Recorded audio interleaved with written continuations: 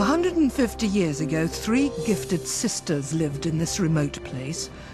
It was a world dominated by books.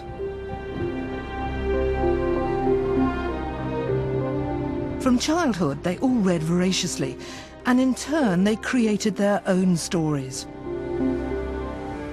The sisters turned their isolated home into a factory of the imagination. From inside their minds, they conjured up new worlds and unique characters. They were the Bronte sisters, authors of masterpieces such as Jane Eyre and Wuthering Heights. For all their love of books, the Brontes could have had no idea what happened inside their brains when they read and imagined. Only now, modern neuroscience has shown that the effects of reading can be more extraordinary than they could ever have dreamt. New imaging technology like fMRI scanning allows us to observe the living brain at work. It's shown that reading, something most of us take for granted, can help unlock remarkable powers.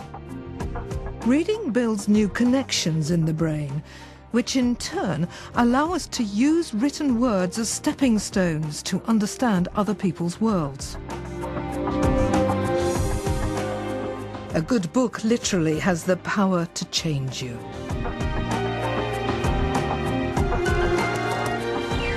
But the technological ingenuity that's given us brain imaging has also spawned fabulous new media, the internet, blogs and video games. It's a digital revolution that some think challenges the old world of reading. Time to show why, more than ever, reading matters.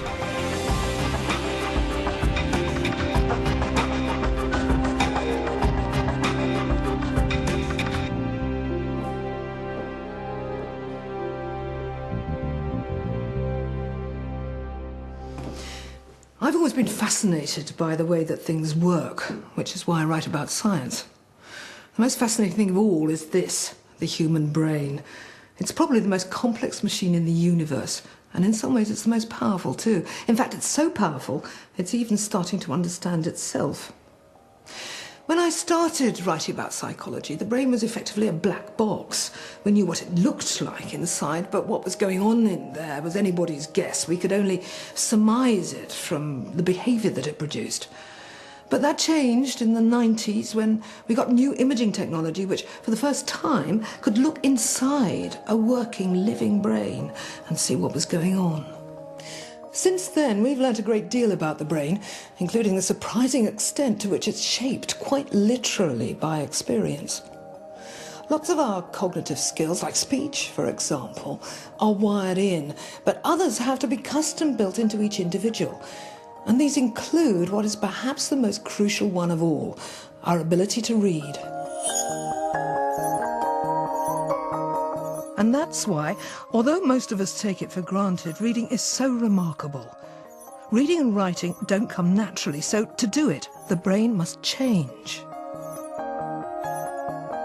Human beings were never born to read. We were born to speak. We were born to see, smell, hear, but never read. What the human brain had to do was to rearrange its existing parts. So, how did the human brain that evolved to speak make the leap to literacy? How did our brains get from recognizing this to knowing what these abstract marks on a page sound like and understanding what they mean? The first clue comes from the long history of our species. Our distant ancestors lived by hunting. That may not seem to have much to do with reading a book, but successful hunting depends on visual skills that would tens of thousands of years later prime the mind to read. These early humans needed to recognize fine differences between shapes, say between a useful stick and a deadly snake. Barely visible animal tracks could warn of danger or of opportunity, and honing these visual skills could mean the difference between life and death. Then, 5,000 years ago, those skills were adapted to serve another purpose altogether when we invented the alphabet and started to read. Ancient hunters became modern readers. Part of the reading process involves areas that were and are being used for object recognition. So our ability to use our visual areas to immediately know whether that object is prey or predator is actually being recycled for us and able to be automatically recognizing symbols. Today, it's impossible to imagine a world without trillions of words on street signs and hoardings, in newspapers, books, magazines, and on the internet. We live in a world saturated with written language.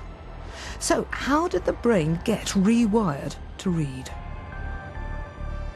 To understand how we do new things, which we do constantly, you need to know two key things about the brain.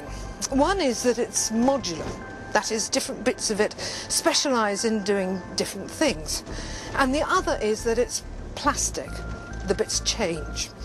The modules work together to produce an almost infinite range of behaviour. You could think of it as a sort of Lego set that can be built up to do one thing and then dismantled and built again in a different way to do something else entirely. Same bits, different function. One of the most dramatic demonstrations of the brain's ability to reshape itself came from some surprising subjects, London cabbies. Their brains provided the living data for a now famous piece of neuroscientific detective work. It looked at a bit of their brain called the hippocampus. It's the bit sort of right in here.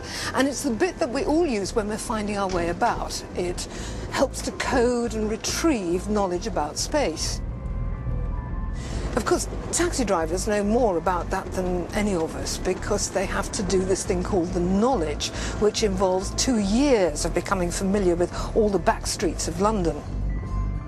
What the researchers found when they looked at the cab driver's hippocampus was that that bit of the brain was measurably bigger than it is in ordinary people. Right now, if you looked at this guy's brain in a scanner, you'd see that his hippocampus is firing away like crazy as he finds his way around these streets.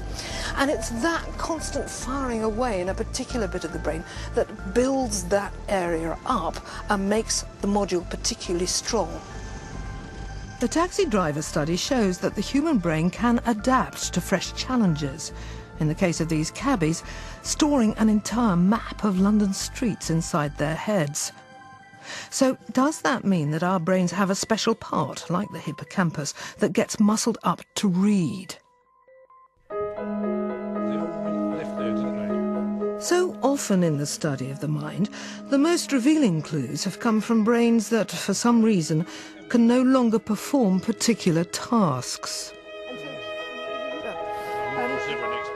Last year, Terry Jones attended a friend's 40th birthday party. The day after, he woke to find the world had changed. The next morning, I got up and go and have a shower, and I couldn't read what was a shower and what was a shampoo and anything else. It was just in another language. And I said to my partner, I said, they bought some cheap little shampoo. Can't read it, it must all be in a foreign language. And she just laughed, she said, oh, don't be stupid. And anyway, she said, no, it's all right. And she said, I know you're joking. I said, okay. Anyway, I wasn't, but I just couldn't read it. So we went downstairs to breakfast, and we got the menu, and I just couldn't read anything. It just looked as though it was another language. So when you looked at the letters, what did you actually see? I could see letters, and it could say breakfast, and I could read letters, but those letters didn't make a word, if you understand what I mean. So could you understand that B was B and R was R? I could understand the B and the R, but I couldn't put them together to make any sense. It was though it was another language. I just couldn't read as a word.